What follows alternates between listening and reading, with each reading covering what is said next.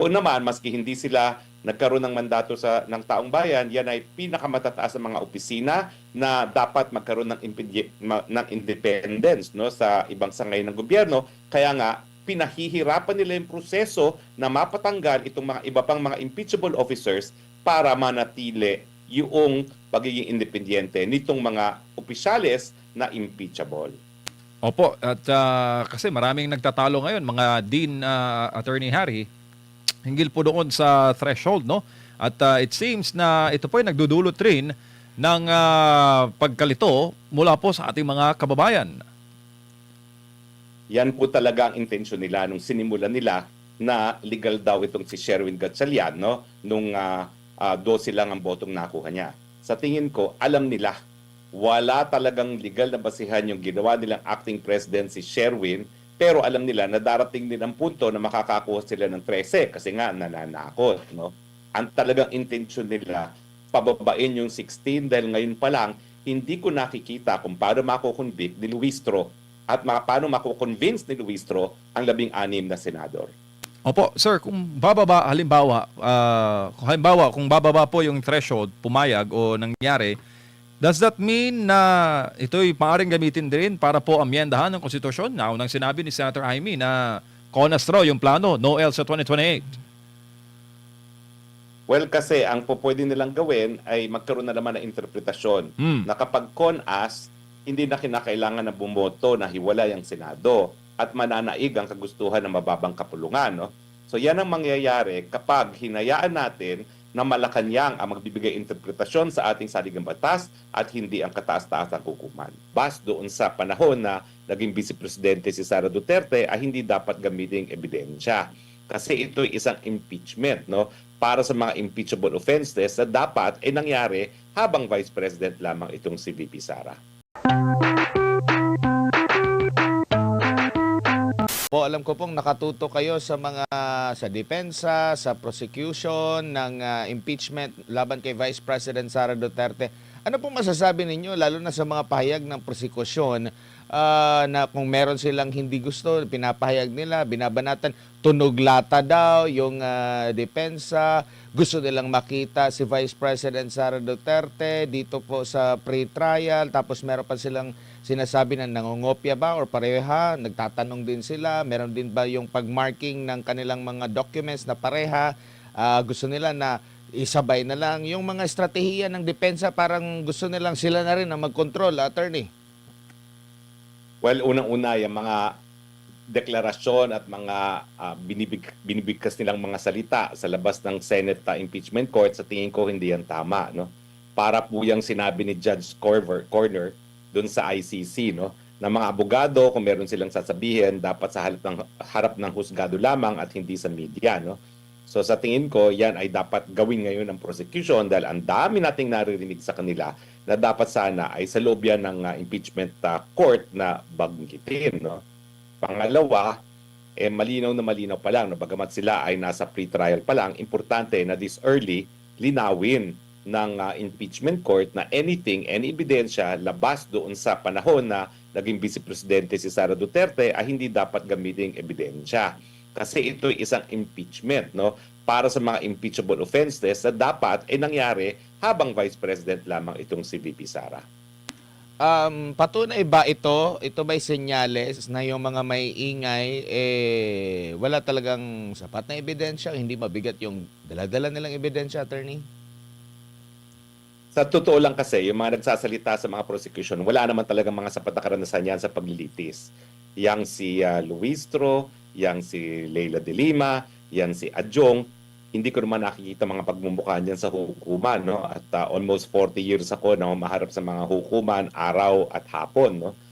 So sa tingin ko, yung mga deklarasyon nila at mga astan nila ngayon, yan ay patunay sa kawalan ng karanasan. Kaya aasahan natin na kung uusad ang kaso ng prosecution, talagang sasandalan nila ang mga private prosecutors dahil wala talagang ibabat-bat itong mga kongresista. Kaya nga siguro sila naging mga kongresista dahil ayaw nila mag-practice ng batas. Opo, hindi po ba sa labanan sa korte, attorney, pag nakikita mo ang kalaban mo ay gumagawa ng mali, which is parang ganito yung nakikita ng prosecution, kung pagbabatayin yung kanilang mga pahayag at opinion, hindi ba pababayaan mo kasi bentahe yan sa part mo? Well, una-una, hindi naman ako sigurado na tamang sinasabi nila sa nakikita nilang mali. Kasi nga, ang obvious na obvious, kulang sa karanasan itong mga kongresista na tumatayong prosecutors. No? Mabuti pa sana, hayaan na nila magsalita yung mga private prosecutors kasi yung mga private prosecutors mas bihasa pagdating sa litigation. No?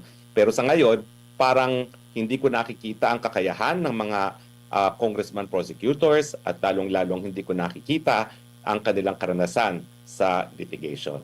Opo, tsaka yun din yun na napansin namin na yung mga nagsasalita sa defense team, yun nga, puro mga ano yan, sa private din yan. Wala din tayong naririnig, mas maingay yung mga politiko na prosecutor po, attorney, at parang hindi nagsasalita or baka ayaw nila matakpan yung kanilang moment na magsalita, attorney.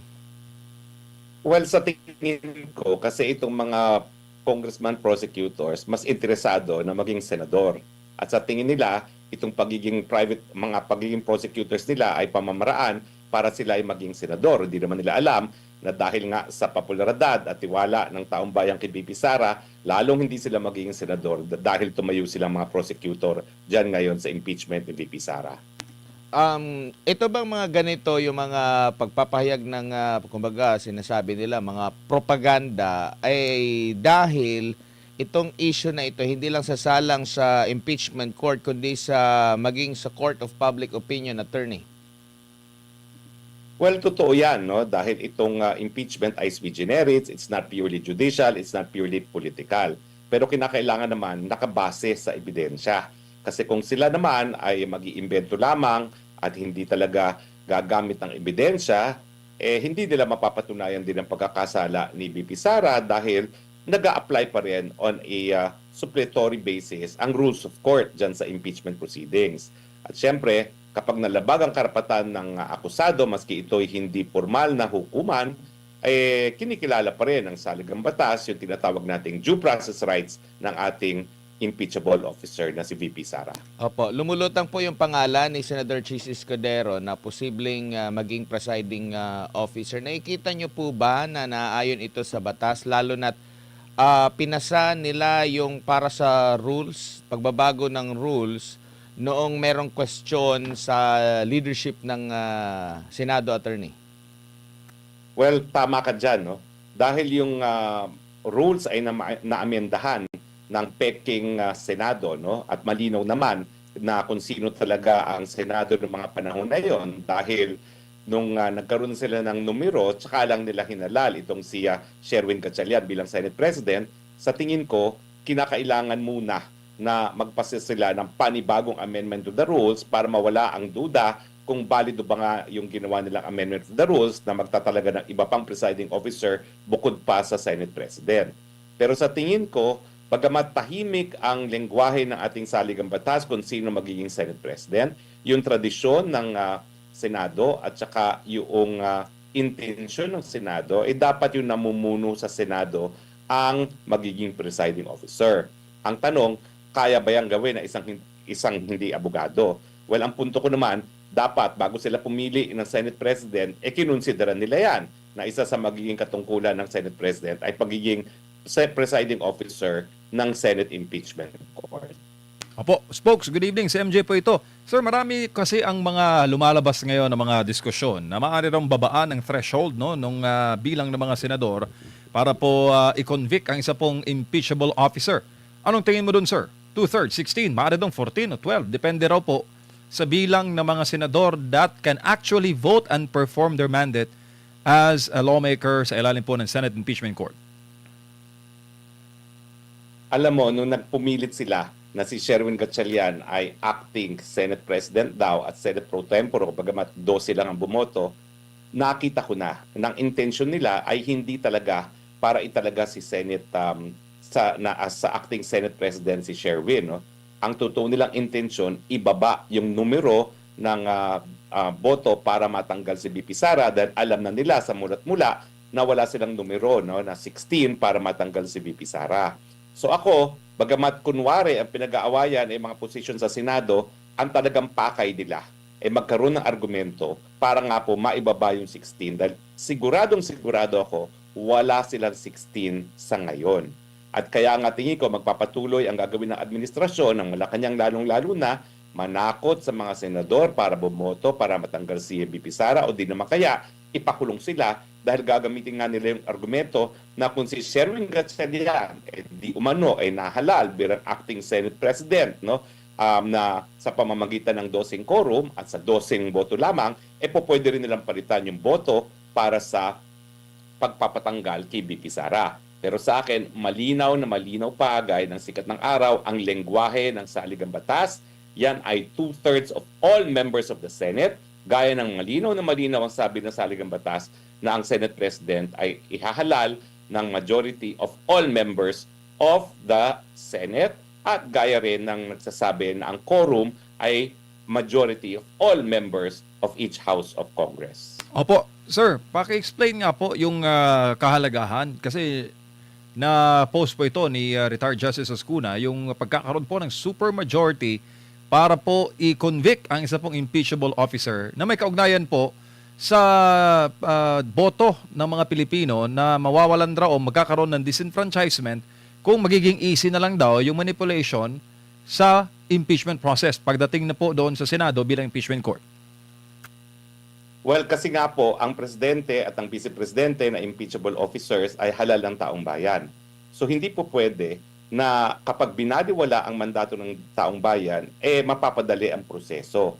Kaya talagang humihingi ng supermajority ang mga sa taong bayan nung binigyan nila ng bisa ang 1987 Constitution, para nga igalang yung mandato ng bayan para sa mga pinakamatataas na opisyalis natin kung sila ay tatangkain na mapaalis sa pwesto. Ganyan din ang argumento dun sa mga impeachable officers bagamat hindi sila halal, no? Gaya ng mga justices at mga constitutional commissioners, no? Yun naman, maski hindi sila nagkaroon ng mandato ng taong bayan, yan ay pinakamatataas ng mga opisina na dapat magkaroon ng independence, no, sa ibang sangay ng gobyerno. Kaya nga pinahihirapan nila yung proseso na mapatanggal itong mga iba pang mga impeachable officers para manatili yung pagiging independyente nitong mga opisyales na impeachable.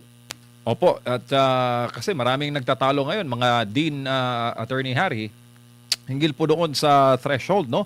At it seems na ito po ay nagdudulot rin ng pagkalito mula po sa ating mga kababayan.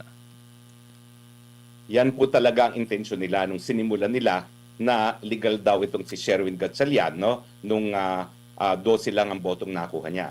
Sa tingin ko, alam nila, wala talagang legal na basihan yung ginawa nilang acting president si Sherwin, pero alam nila na darating din ang punto na makakakuha sila ng 13 kasi nga nananakot, no?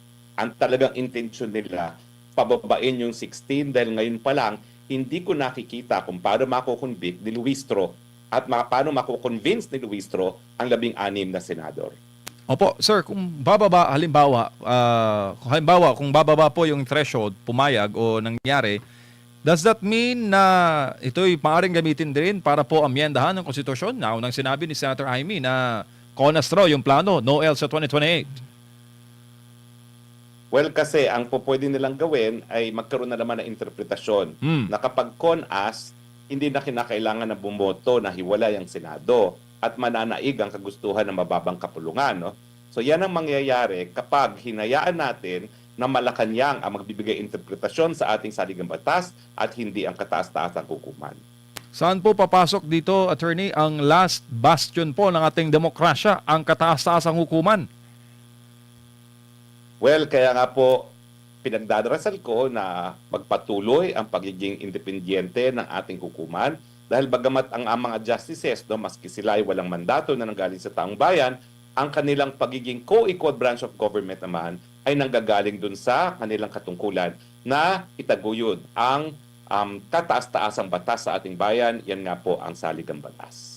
Attorney, lipat lang tayo ng topiko po, no? Lalo na yung nangyaring insidente sa Tacloban na ang ending ay kasalanan pa rin ng mga Duterte kung pagbabatayan yung mga pahayag po ng mga nasa administrasyon at sumusuporta sa administrasyon na kesyo ang nagpalakas daw sa kamulatan sa pagkabayolente ay dahil po sa mga Duterte. Ano pong masasabi niyo po rito bilang dating tagapagsalita rin po ng Pangulo? Well, yung ganyang conclusion manggagaling lamang sa isang tao na gumagamit ng mga pinagbabawal na gamot gaya ng cocaine. Wala pong tao na nasa tamang pag-iisip ang magsisisi na nangyari sa Tacloban kay Tatay Digong dahil unang-una, nung panahon naman ni Tatay Digong, yung 6 na taon ni Tatay Digong, walang kahit isang barilan na nangyari sa ating eskwelahan. Kung siya ang dahilan, bakit walang nangyari habang nakaupo pa bilang presidente si Tatay Digong? Pangalawa, alam naman natin na ang krimen, kaya po yan nangyayari. Hindi dahil hindi sapat ang parusa, hindi dahil sa hindi mababa ang age of criminal responsibility. Ang krimen po nangyayari kasi alam ng mga kriminal, hindi pinapatupad ang batas, kaya hindi siya mapaparusahan. Kaya po nangyayari ngayon ang barilan sa ating mga paaralan dahil ang presidente natin sinabi na ng sarili niyang manang ay drug addict. Na ang presidente natin, sang-ayon kay Zaldico, ay ang mastermind sa flood control scam at therefore corrupt. Kaya po malakas ang loob ng mga kriminal ngayon kasama ng mga kabataang mga kriminal ay dahil alam nila kung hindi napaparusahan ng presidente na siyang dapat nagpapatupad ng batas, bakit sila susunod sa batas? Opo, lipat ulit ako ng topic, attorney, kasi meron pong sinabi yata ang Malacanang na by next year o sa paghimay nila sa budget para sa susunod na taon, which is ngayong taon yan gagawin, isasama na nila yung pondo para ulit sa flood control. Ano pong basa nyo po rito, attorney? Kasi marami pong mga nag-iisip na, nako, baka gagamitin na naman nila considering papalapit na ang susunod na eleksyon at sinasabi nga na ang a year before ang election ay pondo para sa eleksyon. Attorney? Well, yan po ay patunay na walang kabusugan ang mga buwaya sa Kongreso ng Pilipinas at wala rin kapusugan ang presidente na mastermind ng lahat ng kakurakutan sa ating bayan. Unang-una, no? Bakit mo naman sasabihin yan? Samantalang wala ka pa napaparusahan dito sa alam nating nangyaring flood control scam, no? At pangalawa, bakit ka magre-release na naman ng pondo ng taong bayan na alam mo na wala ka pang napapatupad na mga institutional measures para mabawasan nga o maiwasan yung ganyang korupsyon. Ang konklusyon, hindi pa sila busog at lalo pa sila nangangailangan ng pondo ngayon galing sa kaban ng bayan dahil nga po magkakaroon tayo ng susunod na eleksyon. Opo, and tingin nyo po bago nila gawin yon, antayin na lang nila muna yung magiging desisyon ng Korte Suprema doon po sa kinikwestyong 2024 to 2026 budget at maging yung umusad na rin yung ano yata yung sa pag-question doon sa mga blanco, no, maliban pa doon sa question doon sa mula sa unprogram ginawang program at itong mga blankong items po, attorney. Well, in fairness, no, yung issue ng flood control appropriations, hiwalay naman doon sa mga kasong nakabinbin ngayon sa Korte Supremo. Ang kaso ngayon sa Korte Suprema, tama ba na sangkatutak ang unprogrammed funds, no, na ipinapasok sa pantaunang budget at ito ay pinampapalit doon sa budget mismo na re-request ng presidente sa kanyang sinumiting pangtaunang budget sa Kongreso, no? At sa tingin ko, ang desisyon kung talagang dapat magkaroon ng karagdagang mga flood control projects, yan ay dapat dependent doon sa kakayahan ng gobyerno na ipakita na kapag kinurakot mo flood control funds, ikaw ay paparusahan. Na sa ngayon, ay wala pang kahit sinong napaparusahan, wala pang kahit sinong mga mataas na opisyales ang nasasampahan ng kaso. Palagi lang promise at puro namang drawing, no? So sa akin po, talagang wala nang kahihiyan itong presidenteng ito kung talagang inanunsyo pa niya sa buong madla na bagamat kinukurakot ng mga buwaya ang pondo para sa flood control, bibigyan na naman niya ng pondo para lamunin ng mga buwaya itong darating na budget. Opo, attorney, may iba rin po ako ng paksa. Kamusta na po si former President Duterte? Ano po yung mga feedback na niyo po nakukuha mula po sa kanyang mga malalapit na kalyado, pamilya, na dumadalo po dyan sa ICC? Well, ang huling na dumalaw po ngayon ay si Ma'am Elizabeth, no? Zimmerman, no?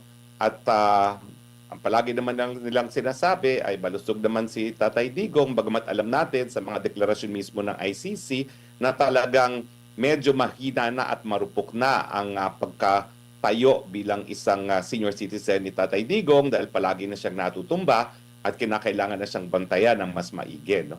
So tayo nagdadasal na mas mahaba pa sana ang buhay ni Tatay Digong dahil ako naman naniniwala na sa asta nitong presiding judge, Judge Curver sa trial at appellate sa trial chambers mukhang patas ang magiging paglilitis kay Tatay Digong at darating ang panahon na makakauwi pa rin si Tatay Digong. At So inaasahan lang natin ay karagdagang pambuhay nang siya'y makauwi bilang isang inosenteng tao at mabuhay sa ang kanyang huling sandali sa kanyang pinakamamahal na Davao City. Opo, totoo ba, attorney, na hinahanapan ng mga papel ang mga nag-aakusa kay FPRD kung ang dating Pangulo ba ay dumaan sa local courts dito sa Pilipinas?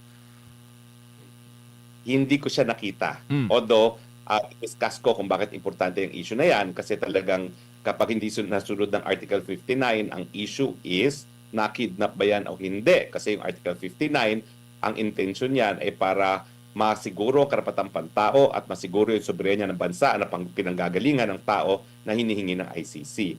Pero ako, nung nag-live coverage din ako nung status conference na yan, ang problema kasi dun sa second half, matapos sila mag-break for lunch, hindi na ako nakabalik. So hindi ako nakarinig ng kahit anong ganyang statement galing kay Judge Carver. No? Pero pinahanap ko rin yan sa ilang aking mga kasama, hindi rin nila naririnig pa kung siya ay nagpahanap. Pero gayon pa man, talagang diniscuss ko na sa aking vlog kung bakit importante yung hindi pagsunod sa Article 59 ng Rome Statute mismo. Opo, kamusta naman po ang assessment ninyo sa bagong abogado o counsel ni FPRD?